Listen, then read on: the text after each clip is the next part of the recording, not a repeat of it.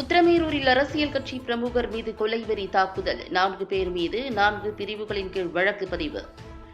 தனது நெருங்கிய நண்பர்களுக்காக இரு தரப்பினர் இடையே பணம் சம்பந்தமான பிரச்சினைக்கு சுமூக தீர்வு காண வேண்டி பொது நபராக சென்ற அரசியல் கட்சி பிரமுகருக்கு சரமாரி தாக்குதல் நடத்திய சம்பவம் குறித்து உத்திரமேரூர் போலீசார் தீவிர விசாரணை மேற்கொண்டு வருகின்றனர்.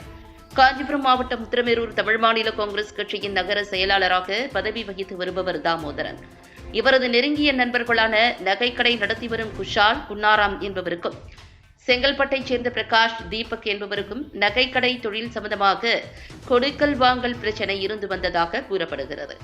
இந்த பணம் சம்பந்தப்பட்ட பிரச்சினைக்கு பேச்சுவார்த்தை மூலம் தீர்வு காண வேண்டி செங்கல்பட்டைச் சேர்ந்த பிரகாஷ், தீபக் ஆகியோர் அவரது நண்பர்களான தக்கோலத்தைச் சேர்ந்த கமல், கடம்பூரைச் சேர்ந்த சண்முக பாண்டியன் ஆகியோருடன் அடையாளம் தெரியாத நபர்களுடன் உத்திரமேரூர் வந்துள்ளனர்.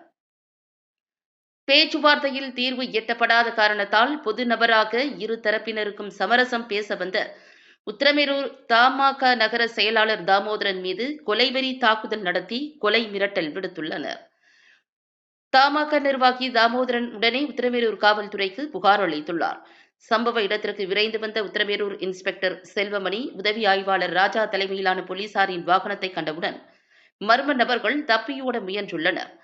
போலீசார் விரட்டி பிடித்ததில் உத்திரமேரூர் வட்டம் கடம்பூரைச் சேர்ந்த சண்முக பாண்டியன் மட்டும் காருடன் பிடிபட்டுள்ளார்.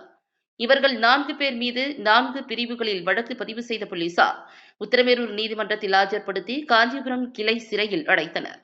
தப்பி ஓடிய 3 பேரை உத்திரமேரூர் தனிப்படை போலீசார் தீவிர தேடுதல் வேட்டையில் ஈடுபட்டு வருகின்றனர்.